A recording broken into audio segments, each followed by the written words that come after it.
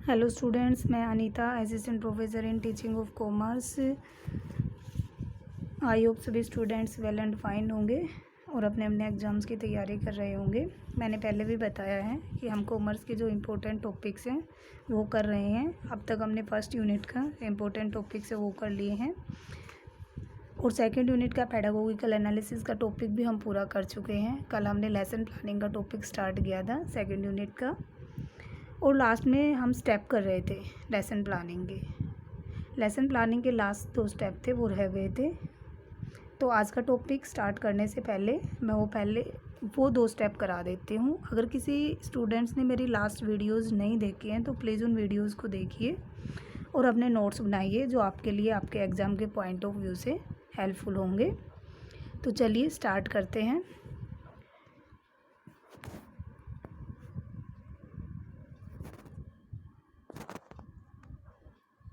कौन से 2 स्टेप रह गए थे? फर्स्ट कौन सा था? एप्लीकेशन, और एक कौन सा था? रिकैपिटुलेशन। एप्लीकेशन क्या है कि in this step of lesson plan the knowledge gained is applied to certain situation, कि सर्टेन सिचुएशंस में गेन की हुई नॉलेज को अप्लाई किया जाता है। Here knowledge becomes clear and meaningful. जो नॉलेज होती है, अब उनको नॉलेज को हम किसी सर्टेन सिचुएशन में अप्लाई करेंगे तो ऑब्वियसली सी बात है नॉलेज क्या होगी, क्लियर और मीनिंगफुल बन जाती है। Application is a means of ensuring knowledge and understanding. I hope समझ में आ गया होगा कि जो एप्लीकेशन प्रोसेस है उसमें हम क्या करते हैं। नेक्स्ट कौन सी है? Recapitulation. This is the last step in the process. It is generally done by the following veg: asking the questions. अब ये क्वेश्चंस किस टाइप के होंगे? वो लॉन्ग आंसर भी हो सकते हैं और शॉर्ट आंसर भी हो सकते हैं।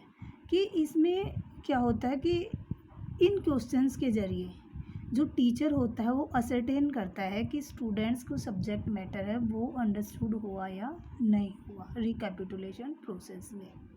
तो हमारे स्टेप्स हैं वो मैंने पूरे करा दिए हैं, स्टेजेज जो लेसन प्लानिंग की है।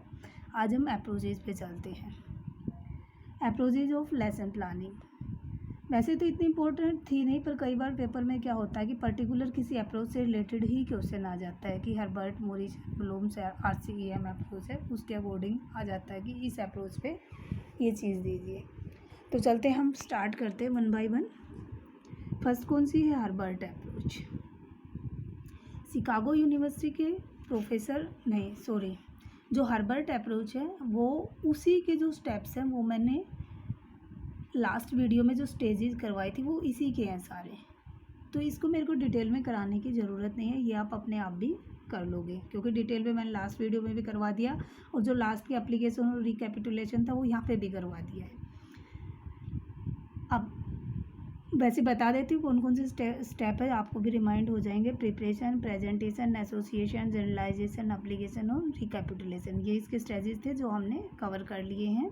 हम अपने नेक्स्ट अप्रोच पे चलते हैं, मॉरिसन अप्रोच। शिकागो यूनिवर्सिटी के डॉक्टर HC मॉरिसन ने ये अप्रोच दी।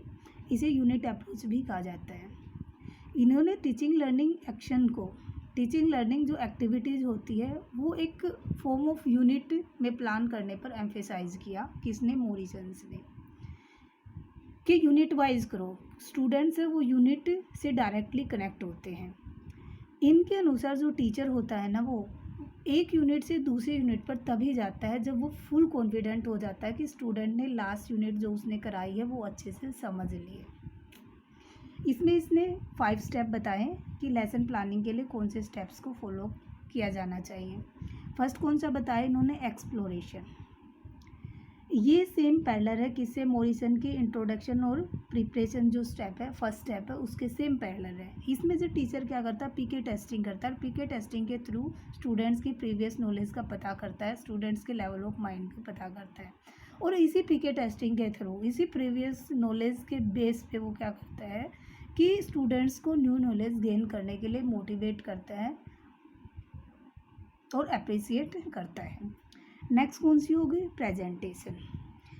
इसमें टीचर पर्टिकुलर किसी यूनिट के कंटेंट्स को रिलेटेड टीचिंग मटेरियल को प्रेजेंट करता है कि किसी यूनिट के कंटेंट्स से रिलेटेड जो टीचिंग मटेरियल होता है उसको प्रेजेंट करता है और प्रेजेंट करने के बाद स्टूडेंट्स की टेस्टिंग करता है।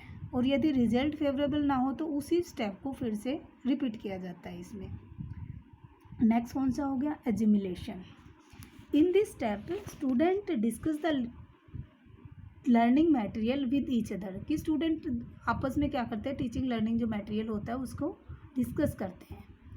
And also discuss with her teacher, with his teacher for proper guidance, और गाइडेंस के लिए क्या करता है, अगर कुछ समझ में नहीं आ रहा है तो टीचर से भी डिस्कस करते हैं एजिमुलेशन स्टेज पे, एजिमुलेशन प्रोसेस पर। नेक्स्ट कौन सा हो गया, organisation. At this step student subject matter को एक लॉजिकल और सिस्टमेटिक वे से ऑर्गेनाइज करते हैं, जिससे क्या पता चलता है कि अंडरस्टैंडिंग ऑफ द यूनिट, की जो यूनिट है वो स्टूडेंट्स को अच्छे तरीके से अंडरस्टैंड हो गई। नेक्स्ट कौन सा हो गया, रेसिटेशन सॉरी।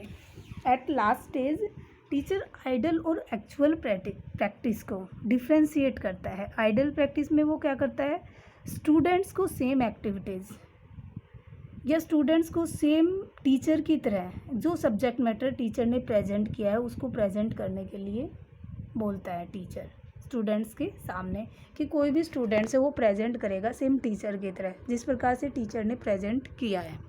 और एक्चुअल प्रैक्टिस में क्या कराता है कि एक्चुअल प्रैक्टिस में जो टीचर है वो स्टूडेंट्स को टाइम देता है, जो भी उसने लर्निंग मटेरियल, जो भी उसने सब्जेक्ट मैटर करवाया, जो भी उसने कंटेंट्स करवाया है उसको लर्न और प्रेजेंट करने के लिए स्टूडेंट्स को टाइम देता है। तो ये थी सारी 5 अप्रोचेज मोरिसन्स की जो मैंने आपको ब्रीफली बता दी है। नेक्स्ट है ब्लूम्स अप्रोच। हमने ब्लूम टैक्सोनॉमी के बारे में पढ़ा था लास्ट वीडियोस में। एक वीडियो मैंने ब्लूम टैक्सोनॉमी पे बनाई थी कि ब्लूम टैक्सोनॉमी है वो क्या होती है, वही है बीएस ब्लूम के द्वारा ये अप्रोच है वो दी गई। मैंने पहले भी बताया कि बीएस ब्लूम ने क्या किया कि जो टीचिंग लर्निंग एक्टिविटीज़ है वो किस पे बेस्ड होनी चाहिए, ऑब्जेक्टिव्स पर बेस होनी चाहिए अकॉर्डिंग टू ब्लूम। सेम वही according to Bloom education is triangle process, जो मैंने इसी लास्ट वीडियो में बता रखा है कि जो एजुकेशन है वो एक ट्रायंगल प्रोसेस है। मीन्स ऑब्जेक्टिव को गेन करना, learning experience and change in behave और इवेलुएशन, इन तीनों चीज़ों को हम इसमें शामिल करते हैं। इन्होंने ब्लूम ने अपने लेसन प्लान में क्या दिया, 3 स्टेप्स को दिया। उन्होंने 3 स्टेप्स को इंक्लूड किया कि एक लेसन प्लान में ये 3 स्टेप्स है वो फॉलो किए जाने चाहिए। फर्स्ट कौन सा दिया इन्होंने, फॉर्मेशन ऑफ एजुकेशनल ऑब्जेक्टिव।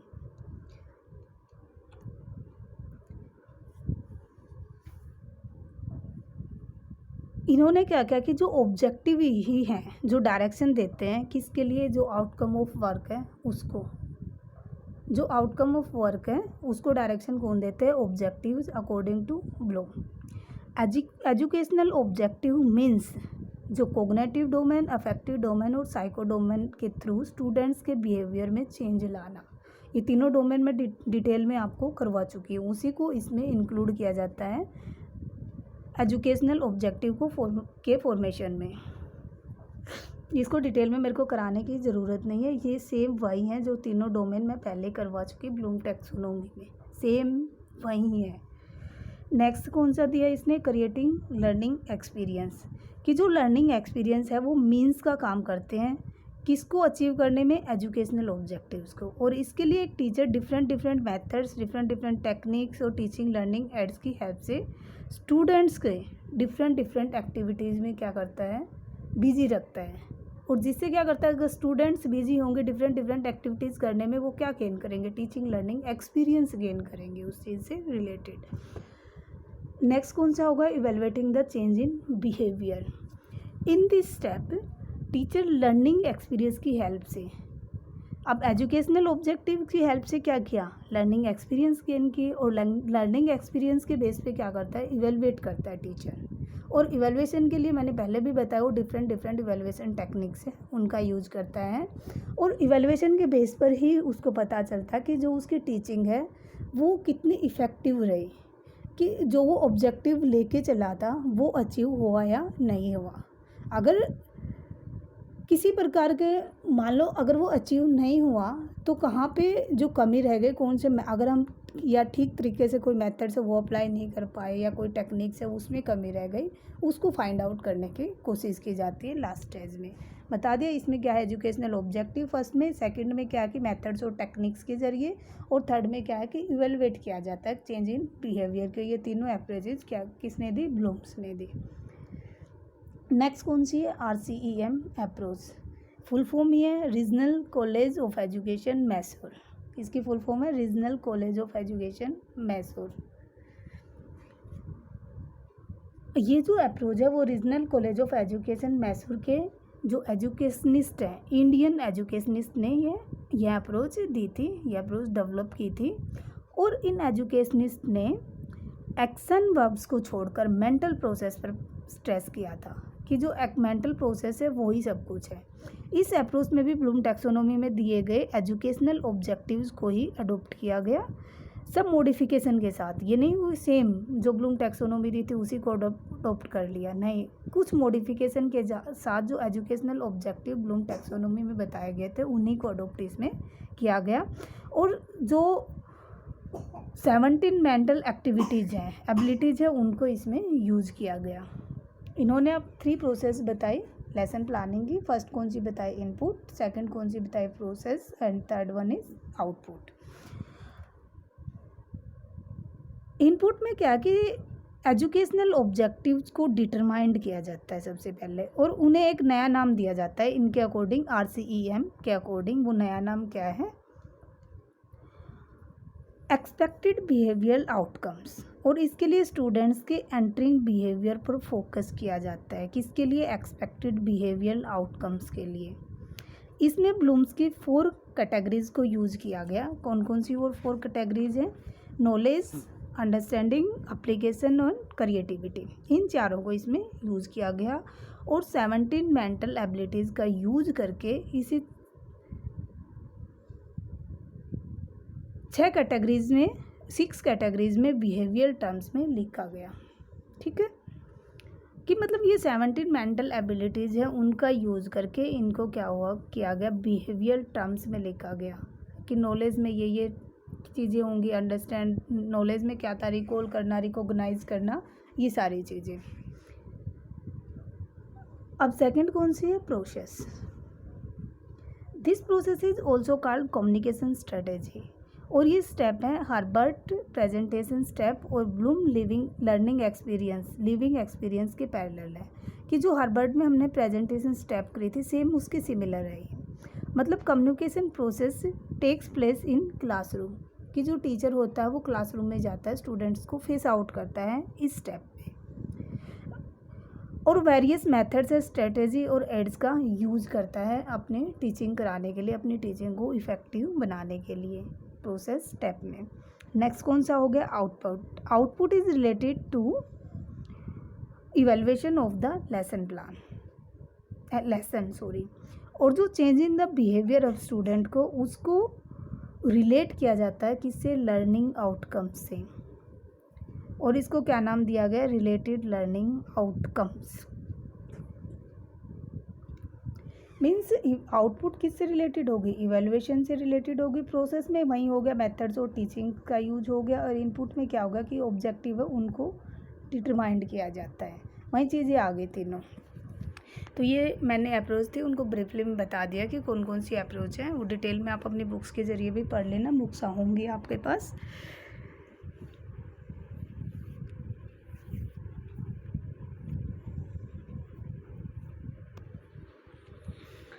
अब आते हैं टाइप्स ऑफ लेसन प्लान।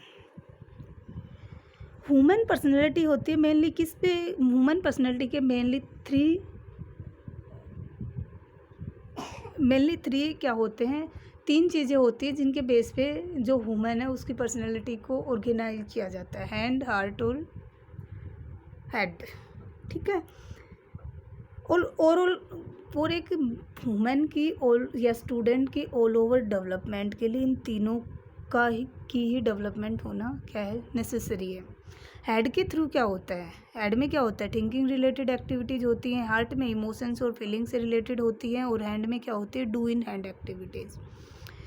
मतलब माइंड क्या काम करता है, हेड में नॉलेज गेन करने का काम करता है, और हार्ट क्या करता है, इमोशंस और फीलिंग्स से कोरिलेटेड होने के कारण जो एंटरटेनिंग का काम क्या होता है, एंटरटेनिंग हो गया, मायूस होना हो गया, वो किसके ज़रिए होगा, हार्ट के थ्रू होगा।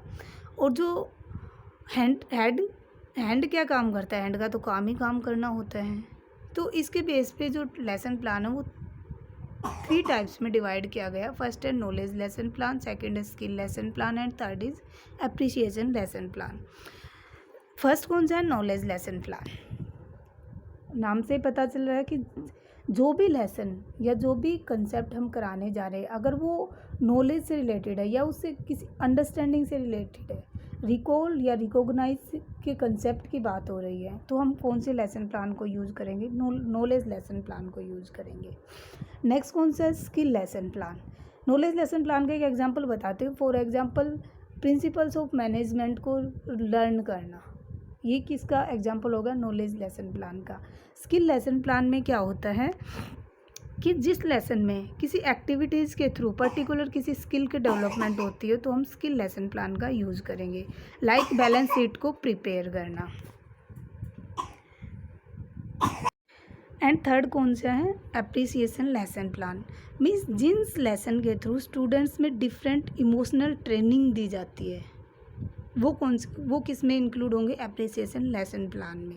For example to enjoy music या फिर टू लर्न म्यूजिक, वो किस में आ गया, एप्रिसिएशन लेसन प्लान में। ये कौन से थे, टाइप्स थे लेसन प्लान के। स्किल के बेस पे आगे माइक्रो और वेगा में आ जाएंगे, वो भी मैं आपको बता दूंगी क्या क्या चीज़ें, वो स्किल्स कराऊंगी तब कराऊंगी मैं। अब आगे प्रिंसिपल्स ऑफ लेसन प्लानिंग। ये वैसे मुझे कराने की ज़रूरत नहीं थी, फिर भी मैंने इसको इंक्लूड कर लिया। प्रिंसिपल आप खुद भी समझ लोगे कि क्या कौन कौन से पॉइंट है वो प्रिंसिपल्स में शामिल होते हैं।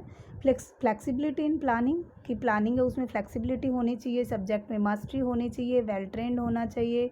Teaching according to psychological means जो साइकोलॉजिकल कंसेप्ट होते हैं, साइकोलॉजिकल रूल होती है, उनके अकॉर्डिंग जो टीचिंग होनी चाहिए। सिंपल टू कॉम्प्लेक्स पर जाना चाहिए, जनरल टू स्पेसिफिक पर जाना चाहिए। ये जो साइकोलॉजिकल रूल होते हैं, साइकोलॉजिकल कंसेप्ट है, वो यूज़ किए जाने चाहिए। पीपल्स पार्टिसिपेशन मीन्स स्टूडेंट्स का पार्टिसिपेशन होना चाहिए लेसन प्लान में। Variety in teaching, sorry teaching लिख रखा है मैंने, टीचिंग आएगा, वैरायटी इन टीचिंग।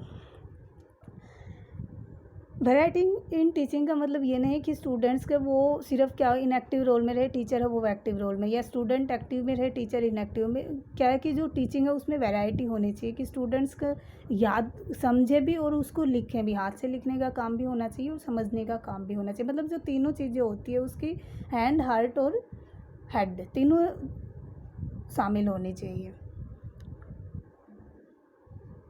ये थे प्रिंसिपल्स ऑफ लेसन प्लानिंग। अब मैंने एक पिक्चर लगाई है, उसके थ्रू बता देती हूँ किसी भी टॉपिक के जो लेसन प्लानिंग है वो किस प्रकार से की जाती है। फर्स्ट कौन सा आ गया, इसमें सबसे पहले क्या दिखा रहा है कि पीपल टीचर्स नेम। इसमें आप अपना नाम लिखोगे, सब्जेक्ट आ गया, टॉपिक आ गया, जिस भी टॉपिक पे आप करा रहे हो, रोल नंबर, क्लास, जिस क्लास के लिए आपने लेसन प्लानिंग तैयार की है, सेक्शन हो गया, ड्यूरेशन ऑफ लेसन। सबसे पहले क्या शामिल करोगे, जनरल एम। जनरल एम्स में क्या होगा कि उससे रिलेटेड डेवलपमेंट बनाए रखना। फॉर एग्जांपल आपने बिजनेस स्टडी के बारे में हम लेके चल रहे हैं, इसमें बिजनेस स्टडी से रिलेटेड जो जनरल नॉलेज है उसको डेवलप करना, और जो करिकुलम है उसमें इंटरेस्ट बनाना स्टूडेंट्स को, वो किस में आ जाएगा, जनरल एम्स में आ जाएगा। बिहेवियरल ऑब्जेक्टिव में क्या करेंगे कि जो भी हम सब्जेक्ट मैटर कराने जा रहे हैं उसके बारे में स्टूडेंट से वो जान पाएंगे, अच्छे से समझ पाएंगे उसको। फिर नेक्स्ट कौन सा होगा, टीचिंग एड्स आगे, कि कौन कौन सी टीचिंग एड्स का आप यूज़ कर रहे हो। टीचिंग एड्स में भी 2 टाइप्स के, जनरल एड्स और इंस्ट्रक्शनल एड्स हो गए। जनरल में जो चौक बोर्ड होता है वो, इंस्ट्रक्शनल में वही होगी, पर फॉर एग्जांपल चार्ट वगैरह पिक्चर के थ्रू आप समझा रहे हो, वो कौन सी होगी, इंस्ट्रक्शनल एड होगी। प्रीवियस नॉलेज एज्यूम्ड, इसमें पीके टेस्टिंग की जाती है स्टूडेंट्स के माइंड ऑफ लेवल को देखने के लिए कि आप पीके टेस्टिंग में कौन कौन से क्वेश्चंस पुट करें। वो भी आप इसमें लिख नहीं रखा, लेकिन आप इसमें कर सकते हो कि मैंने पीके टेस्टिंग में ये क्वेश्चन है उनको पुट किया। इंट्रोडक्शन, अब आप इंट्रोडक्शन दोगे कि जो भी प्रमोशन है, प्रमोशन क्या होता है, प्रमोशन के बाद क्या होता है, प्रीलिमिनरी एक्टिविटीज़ कौन सी होती है, ये किस में आ जाएगी, इंट्रोडक्शन में आ जाएगा। फिर अनाउंसमेंट ऑफ द टॉपिक हो जाएगा कि जो भी टॉपिक आप क्लास में प्रेजेंट करने जा रहे हो, उसके बाद प्रेजेंटेशन आ जाएगी। और इस प्रकार से आपकी जो प्रेजेंटेशन है वो दिखाई जाएगी। इसमें सबसे पहले टीचिंग पॉइंट्स, जो जो पॉइंट्स आप जो भी कंसेप्ट आप कर रहे हैं वो फर्स्ट कॉलम में आ जाएंगे। उसके बाद पीपल टीचर्स एक्टिविटीज़ आ जाएंगे। फिर ओनली पीपल्स एक्टिविटीज़ की जो जब भी आप क्लास में प्रेजेंट कर रहे हो, जब भी आप क्लास में लेक्चर दे रहे हो, वो उसमें स्टूडेंट्स है वो कितना आंसर दे रहे हैं, स्टूडेंट्स वो कितना पार्टिसिपेट करे, वो एक्टिविटीज़ किस में आ जाएंगी, थर्ड कॉलम में आ जाएगा। चाक बोर्ड वर्क, जो भी आपने ब्लैक बोर्ड पे चाक बोर्ड पे वर्क किया वो कौन से में आ जाएंगे, फोर्थ कॉलम में आ जाएंगे। लास्ट में कौन सा बता दिया इसने, जर्नलाइजेशन का। जर्नलाइजेशन में क्या है कि किसी चीज़ को जर्नलाइज करना, कि मेन पॉइंट है उनको जर्नलाइज किया, फिर इवेल्युएशन आ गया, उसके बाद होमवर्क आ गया। ये सारी चीज़ें क्या होती है इसमें शामिल की जाती हैं। एक लेसन प्लान होता है, उसमें आपके बुक्स में भी बहुत अच्छे से दे रखा होगा कि लेसन प्लान किस प्रकार से प्रिपेयर करना होता है। अगर नहीं दे रखा तो आप इसके थ्रू अच्छे से समझ में आ जाएगा आपको कि जो लेसन प्लानिंग है वो किस प्रकार से करते हैं। So stay home, stay safe and keep learning. Thank you.